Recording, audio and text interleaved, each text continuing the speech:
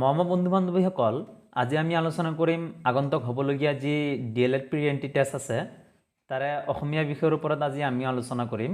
ইয়াৰে এটা sub topic আমি বাছি লৈছোঁ, সেইটো হৈছে এপ্লিকেশ্যন অফ ফ্ৰেজ এণ্ড ইডিয়মছ। হয়, এইটো টপিকৰ ওপৰত আজি আমি আলোচনা কৰিম। এপ্লিকেশ্যন অফ ফ্ৰেজ এণ্ড ইডিয়মছ, এইটো মানে হৈছে জতুৱা ঠাঁচ আৰু খণ্ডবাক্য। হয়, এইটো টপিকৰ ওপৰত আজি আমি আলোচনা কৰিম। তো ভিডিঅ'টো শেষলৈ চাই থাকিব। ভিডিঅ'টো ভাল পালে এটা লাইক কৰিবা আৰু মোৰ এই চেনেলটি ছাবস্ক্ৰাইব কৰি থ'ব। ইয়াৰে প্ৰথমতে হৈছে বুকুৰ কুটুম, মানে অতি আপোন।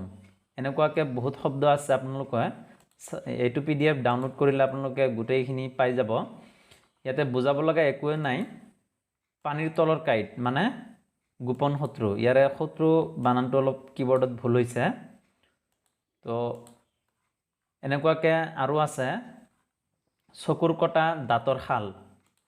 চকুৰ কটা দাঁতৰ শাল শত্ৰু, দেখিব নোৱাৰা, এনেকুৱা অৰ্থত ব্যৱহাৰ হয়। আপোনালোকে গোটেইখিনি ইয়াতে পাব।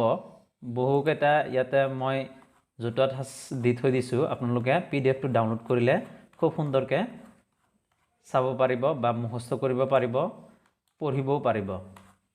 এইখিনি আছে। আপোনালোকে এই PDFৰ যি লিংক, সেই লিংকটো মই ডিছক্ৰিপশ্যন বক্সত দি থৈ দিম। আপোনালোকে তাৰ পৰা খুব সুন্দৰকৈ ডাউনলোড কৰি পঢ়িব পাৰিব।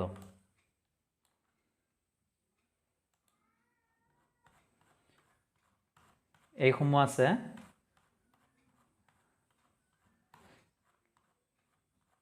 আপোনালোকে চাব পাৰিব খুব সুন্দৰকৈ। এইবোৰ মই বাছি বাছি উলিয়াই ইয়াতে মই PDF বনাইছোঁ। ইয়াৰ পৰা আপোনালোকে খুব সুন্দৰকৈ পঢ়িব পাৰিব।